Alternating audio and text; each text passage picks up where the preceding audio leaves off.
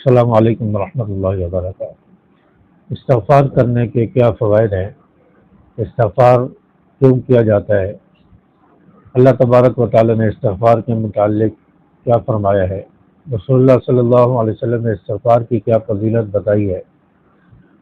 استغفار پڑھنے سے کیا کیا فوائد حاصل ہوتے ہیں؟ تو آج کی ویڈیو میں ہم اس کو جاننے کی کوشش کریں گے، اور استغفار ہم کیسے کریں، کن الفاظ سے کریں۔ بعض لوگ استغفار کرنے میں غلطیاں کرتے ہیں، ان غلطیوں کی وجہ سے آپ جتنا چاہے استغفار کرتے رہے، آپ کو استغفار کوئی فائدہ نہیں دے گا۔ تو استغفار بہت بابرکت کلمات ہیں، بہت بابرکت جملہ ہے، اور استغفار کے بارے میں آپ صلی اللہ علیہ وسلم نے ارشاد فرمایا کہ جو شخص استغفار کو اپنے پر لازم کر لے، اللہ تبارک و تعالیٰ اسے ہر غم سے، پریشانی سے دور نجات عطا فرمائیں گے، اور اللہ تعالیٰ اسے ایسی جگہ سے رزق عطا فرمائیں گے کہ اسے گمان بھی نہیں ہوگا۔ تو آپ صلی اللہ علیہ وسلم نے استغفار کی اتنی زیادہ فضیلت بتائی۔ اللہ تعالیٰ پریشانیاں، غم دور فرمائیں گے۔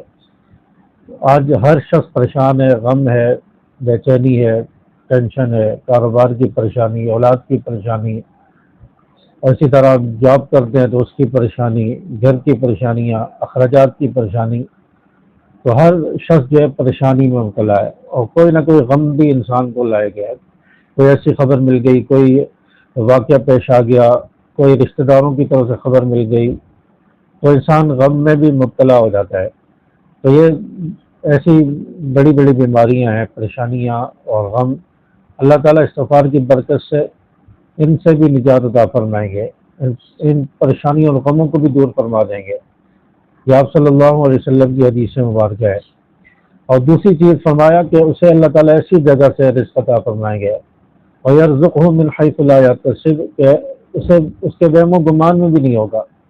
اور رزق کی پریشانی، رزق کا مسئلہ ہم سب کا مسئلہ ہے، ہم سب کو رزق کی پریشانی رہتی ہے۔ آج دنیا میں تقریباً 70-80% لوگ وہ ہیں جو رزق کی وجہ سے پریشان ہیں، اور 50-60% طبقہ ایسا ہے کہ جو بالکل نارمل زندگی گزار رہا ہے، جو بڑی مشکل سے گزارا کر رہا ہے، اور تقریباً 10-15% وہ لوگ ہوں گے جو مالدار ہیں، جو آسانی سے اپنی زندگی اور اخراجات پورے کر رہے ہیں۔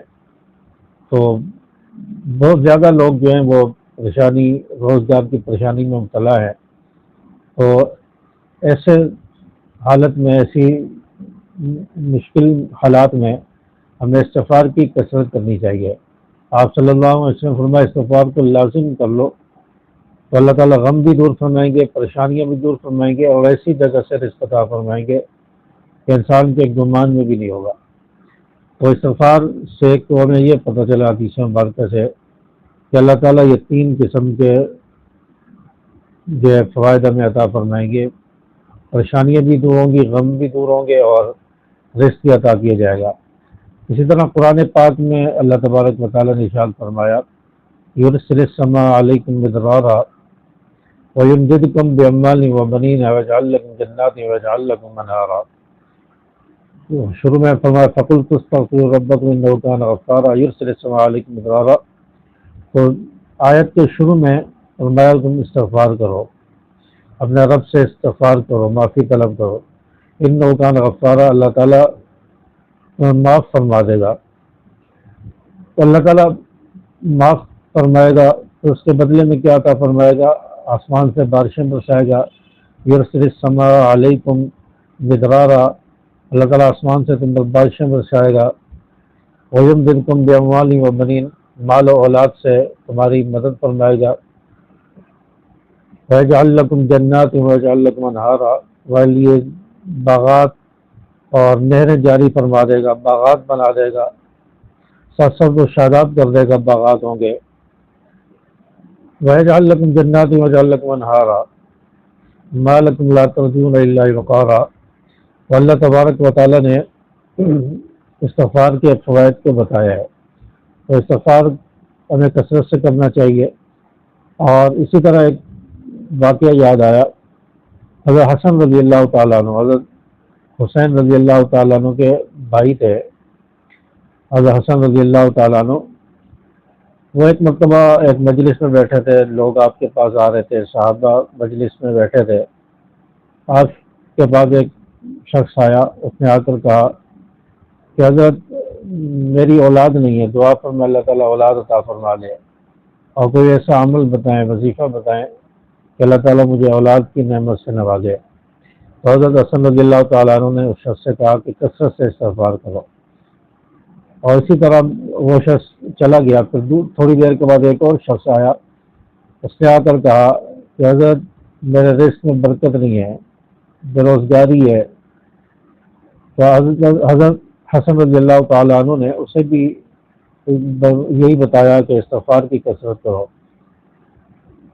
پھر تھوڑی دیر کے بعد ایک تیسرا شخص آیا، اس نے آ کر کہا کہ حضرت میرے باغات خشک ہو گئے ہیں، باغات خشک ہو گئے ہیں، اللہ تعالیٰ سے دعا کریں میرے باغات سرسبز و شاداب ہو جائیں، اور میں کون سا ایسا عمل کروں کہ اللہ تعالیٰ میری مدد فرمائے اور میرے باغات سرسبز و شاداب ہو جائیں۔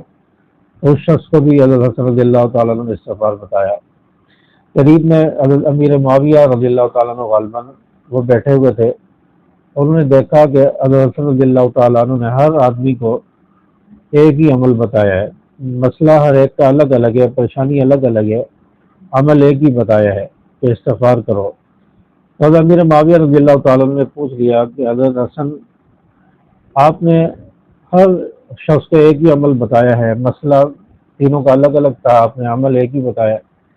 تو حضرت حسن رضی اللہ تعالیٰ نے فرمایا کہ آپ نے قرآن میں نہیں پڑھا فَقُلْتُ اسْتَغْفِرُوا رَبَّكُمْ إِنَّهُ كَانَ غَفَّارًا يُرْسِلِ السَّمَاءَ عَلَيْكُمْ مِدْرَارًا وَيُمْدِدْكُمْ بِأَمْوَالٍ وَبَنِينَ وَيَجْعَلْ لَكُمْ جَنَّاتٍ وَيَجْعَلْ لَكُمْ أَنْهَارًا۔ آپ نے قرآن نہیں پڑھا، اللہ تعالیٰ نے ہر چیز کا حل جو استغفار بتایا ہے، تو اس لیے میں نے ہر شخص کو استغفار بتایا ہے۔ تو استغفار اتنا پاورفل عمل ہے کہ اس کو پڑھنے سے اللہ تعالیٰ ہر پریشانی کو دور فرماتے ہیں۔ اور استغفار پڑھنے میں بعض لوگ غلطیاں کرتے ہیں، اگر صحیح سے ہم استغفار نہیں کریں گے تو ہمیں استغفار کوئی فائدہ نہیں دے گا۔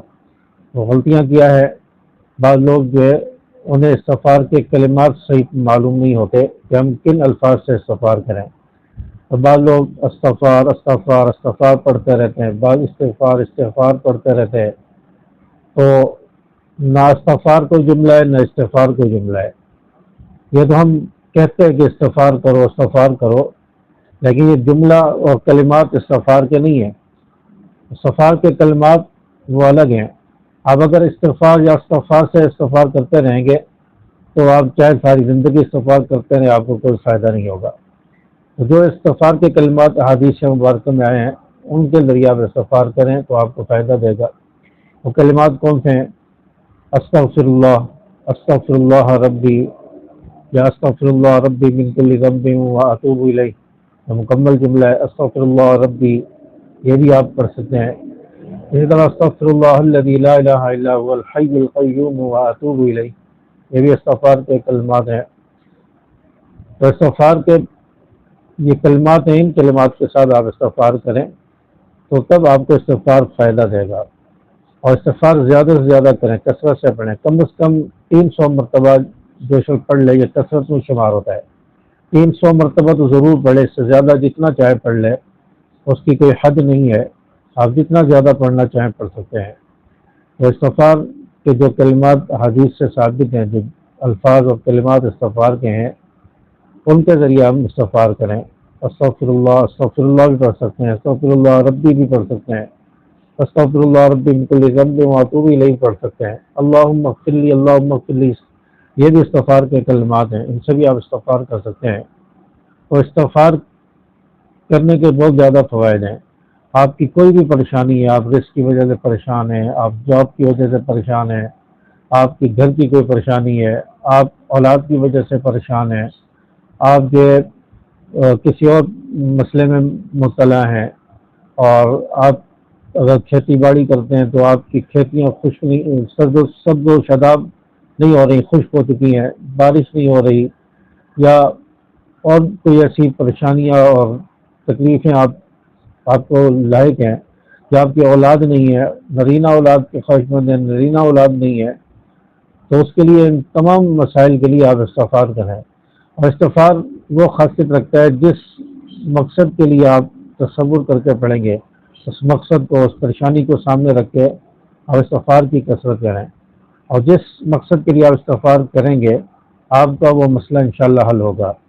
اور استغفار کثرت سے پڑھنے کے بعد آپ اپنی پریشانی کے لیے دعا مانگ لیں اللہ تعالیٰ سے کہ میری اس مشکل کو حل فرما، میری یہ پریشانی دور فرما، فلاں حاجت پوری فرما، تو انشاءاللہ چند دنوں کے اندر آپ کی حاجتیں پوری ہوں گی، آپ کی پریشانیاں دور ہوں گی، استغفار کے اثرات اور برکات آپ کو نظر آئیں گی۔ امید ہے کہ میری باتیں آپ کو سمجھ آئی ہوں گی۔ ویڈیو کو لائک کریں، شیئر کریں۔ السلام علیکم ورحمۃ اللہ۔